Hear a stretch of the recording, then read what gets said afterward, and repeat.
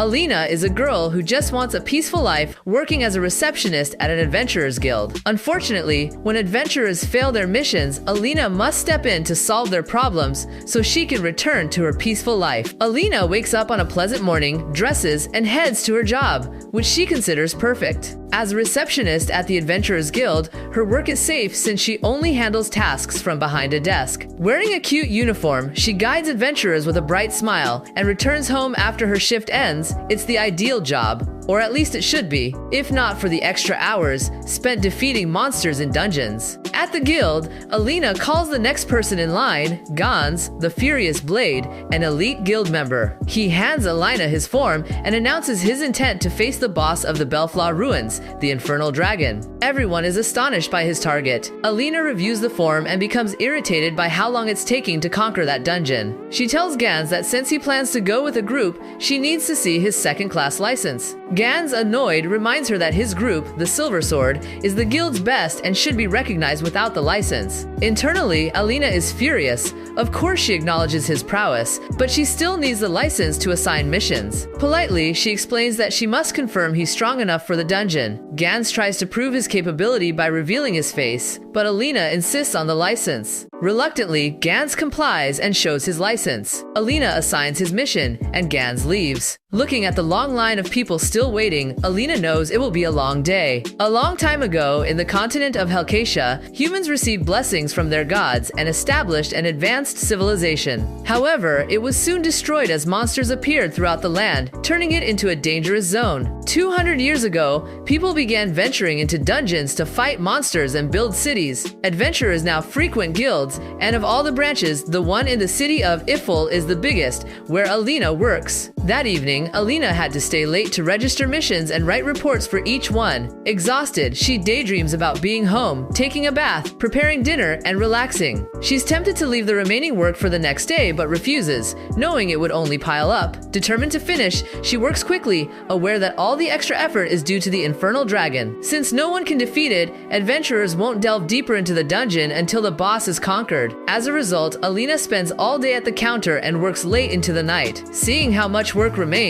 Alina knows she can't keep up this pace much longer. Taking out her adventurer license, she vows to finish on time tomorrow. In the Belflaw Ruins, the Silver Sword group faces the Infernal Dragon. Gans attacks, but his axe merely bounces off the dragon's hide. The beast knocks Gans against the wall with a powerful blow. The group's mage, Lululi, casts a healing spell, while Lo uses magic to attack the dragon. However, none of the attacks are effective. Struggling to stand, Gans realizes he isn't strong enough and considers retreating. Suddenly, the door bursts open and Alina enters wearing a large hood. Activating her ability, she materializes an enormous hammer and charges furiously at the dragon. Dodging its fiery breath, she curses it for causing so many overtime hours. Her hammer slams into the dragon's head, causing it pain but not bringing it down. The dragon swipes at her with its claws, but she dodges and counterattacks, knocking it to the ground. The dragon spreads its wings and takes flight, spewing a massive fireball. Alina dodges and leaps high, striking the beast's chest, sending it plummeting to the ground in agony. The Silver Sword members watch in astonishment, recognizing the mysterious figure as the Executor, a lone adventurer who defeats dungeon bosses no one else can conquer. Unlike other adventurers, the Executor always works alone. Looking at the dragon's remains, Alina knows she'll be able to leave on time tomorrow. The next day, however, she realizes she made a mistake. Silver Sword has started requesting information on the Executor as a potential new attacker. Layla, Alina's co-worker, approaches and asks if she knows anything about the Executor, the mysterious adventurer who helps people in trouble before disappearing without a word. Alina denies knowing who it is. Layla hopes the Executor will join Silver Sword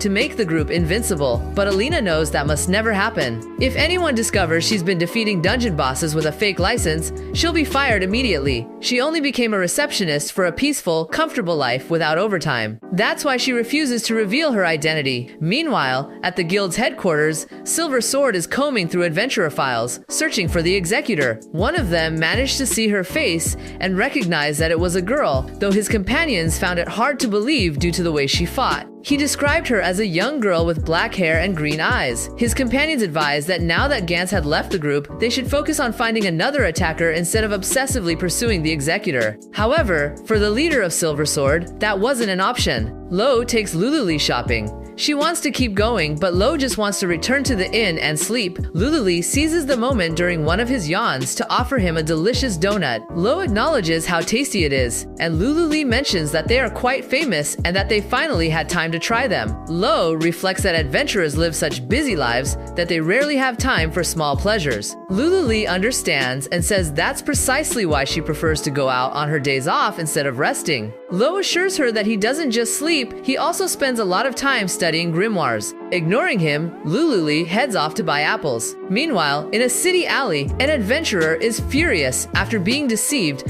when a towering figure wearing a skull mask suddenly appears before him. Jade, the leader of Silver Sword, roams the city streets holding the relic left by the infernal dragon. Each relic grants a special technique and empowers its bearer. Any adventurer would risk their life for one, but not the executor who left it behind. Jade also noticed that her ability was unlike theirs, wondering if it might be a Dia ability, though he finds that unlikely. A strong breeze sweeps through the streets, and Jade sees a beautiful girl with black hair and green eyes walking by. He immediately recognizes her as the executor. Jade follows the girl to the guild, struggling to believe she's a receptionist. Alina checks her work, happy to see the guild is relatively empty. Jade enters and heads straight for her. Alina begins to panic, knowing he's looking for the executor. Jade wants to ask her something. The more Jade presses, the more Alina worries. Suspecting he knows her secret, yet puzzled by how he figured it out, she always covers her head and uses a fake name on her license. Jade mentions seeing someone wielding a hammer at the Belfla ruins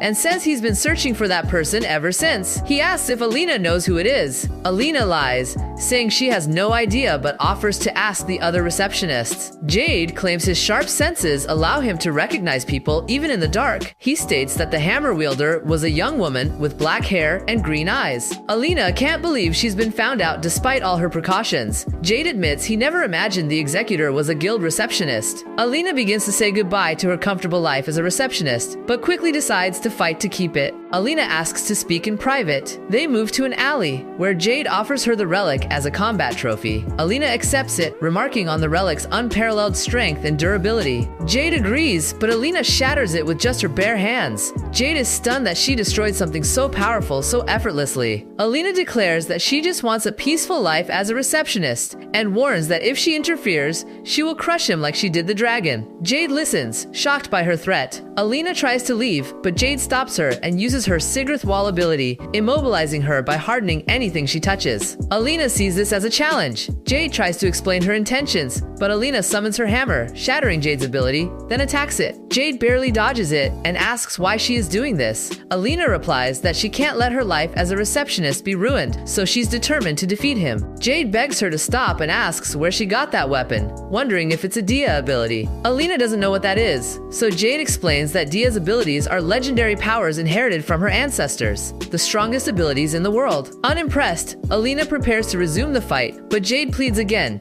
saying that she doesn't want to fight or die and just wants her to join her team. Alina threatens to report him for harassment and abuse of power. Jade admits that he can't get her out of his mind and is willing to pay any price to add her to his team. Alina reiterates that she just wants to be a receptionist, but Jade doesn't believe her since she faced the dragon. Alina confesses that she did it to avoid working overtime. Jade struggles to believe such a trivial reason. Alina tells him he doesn't understand the despair of seeing a mountain of papers every afternoon, blaming the adventurer's incompetence for her workload. Now, she too has to deal with fools trying to figure out her secret identity. Jade apologizes and promises that if she joins him, she won't have to work overtime anymore. Alina reminds her that adventurers don't even have fixed schedules and rejects the offer. Before she leaves, Alina threatens to reveal her secret identity. Jade won't do it, but she refuses to give up. Alina returns to her desk, imagining what she'll do with her free time, when she suddenly sees an angry adventurer demanding a mission from Layla. Alina realizes that it could mean even more work for her.